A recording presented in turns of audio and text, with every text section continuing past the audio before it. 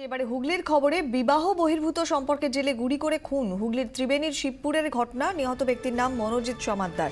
অভিযোগ উঠেছে রাজু সাহা নামে এক যুবকের বিরুদ্ধে। বিস্তারিত জানবো, আমাদের সঙ্গে টেলিফোনে রয়েছেন আমাদের প্রতিনিধি বিধান সরকার। বিধান, কি জানা যাচ্ছে এখনো পর্যন্ত? দেখো কোয়েল, যেটা জানা যাচ্ছে যে মনোজিৎ সমাদ্দার এবং রাজু সাহা ত্রিবেণীর শিবপুর এলাকায় একই জায়গায় তারা ভাড়া থাকতো এবং সেখানেই রাজু সাহার সঙ্গে মনোজিৎ সমাদ্দারের স্ত্রীর বিবাহ বহির্ভূত সম্পর্ক তৈরি হয়। গত প্রায় 6 মাস ধরে এই সম্পর্ক চলছিল। এই বিষয়টি রাজু তোমার মনোজিৎ সমাদ্দার জানাজানি হওয়ার পরই বিষয়টি তিনি বাধা দেন, এমনটাই পুলিশের বক্তব্য। এবং তারপরে গত রাতে এই ঘটনা, যেখানে ত্রিবেণী শিবপুরের ওখানে একটি কালী মন্দিরে রং করে বাড়ি ফিরছিলেন মনোজিৎ, তখনই তাকে গুলি করে রাজু সেখানে গুলি করে তাকে খুন করে। এরপরই পুলিশ কিন্তু তড়িঘড়ি রাজুকে এলাকা থেকে গ্রেপ্তার করে, তার থেকে একটি আগ্নেয়াস্ত্র উদ্ধার হয়েছে।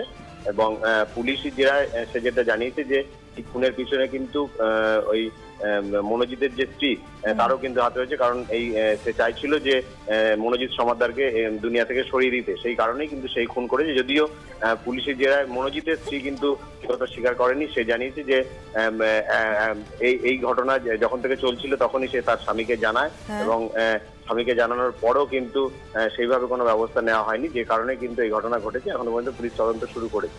ধন্যবাদ বিধান। কথা বললাম আমাদের প্রতিনিধি বিধান সরকারের সঙ্গে। এরপরে চোখ রাখছি একটু সোনারপুরের খবরে। ছাত্রীদের মেসে অ্যাসিড হামলার ঘটনাতে তীব্র চাঞ্চল্য ছড়িয়েছে সোনারপুরের বিবেকানন্দ পল্লীতে। খবর পেয়ে রাতে সেখানে স্থানীয় কাউন্সিলর অনিমা মণ্ডল তিনি পৌঁছন। আতঙ্কিত ছাত্রীদের সঙ্গে কথাও বলেন, দোষীদের ধরার ব্যাপারে আশ্বাস দেন। এখনো পর্যন্ত কি আপডেট, পুলিশ কি বলছে ঘটনার পরে জানবো। আমাদের সঙ্গে টেলিফোনে রয়েছেন আমাদের প্রতিনিধি অভিজ্ঞান নস্কর। অভিজ্ঞান, এই ঘটনার পরে পুলিশের কি বক্তব্য? কারা এই দুষ্কৃতীরা? এখনো পর্যন্ত এই বিষয়ে পুলিশের পক্ষ থেকে কোনো প্রতিক্রিয়া পাওয়া যায়নি। যেহেতু যে বাড়িটিতে মূলত এই ছাত্রীদের মেসটি ছিল, সেই বাড়ির মালিক তিনি কর্মসূত্রে কলকাতার দিকে থাকেন, ফলে তিনি রাতের দিকে এসেছেন। ফলে পুলিশের পক্ষেও এখনো পর্যন্ত গোটা বিষয়টা জানানো হয়নি বলে খবর আছে। এবং যেহেতু স্থানীয় ওখানকার যিনি কাউন্সিলর রয়েছেন অনিমা মণ্ডল, তাকে তার বাড়িতেই গিয়ে আতঙ্কিত ছাত্রীরা গিয়ে তাকে বিষয়টা জানিয়েছেন এবং তিনি গোটা বিষয়টা তিনি দেখবেন বলে আশ্বাস দিয়ে গতকাল রাতেই তিনি চলে এসেছেন। এবং সব মিলিয়ে এই ঘটনায় রীতিমতো আতঙ্কের পরিবেশ সোনারপুরের ওই বিবেকানন্দ পল্লীর ওই বাড়ির একেবারে কাছে এই হস্টেল, সেখানে এরকম ঘটনা। নেহাত পর্দা ছিল বলে কোনোভাবে ছাত্রীরা বেঁচে গিয়েছেন। যিনি ওই মেসের কর্তা, তিনি বা কি কিছু বলতে পারছেন কি?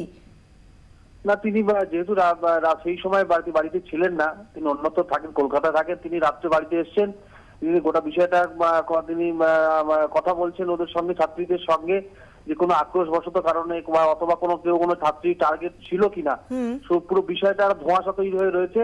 কিন্তু একথা বলা যেতে পারে যে এই ঘটনার জেরে কিন্তু রাতেই অনেক ছাত্রী, মোট 11 জন ছাত্রী এই মেসে ছিলেন, তাদের মধ্যে অনেকেই নিরাপত্তার কারণেই তারা সেখান থেকে রাত্রেই তারা কিন্তু অন্যত্র তারা চলে গিয়েছে।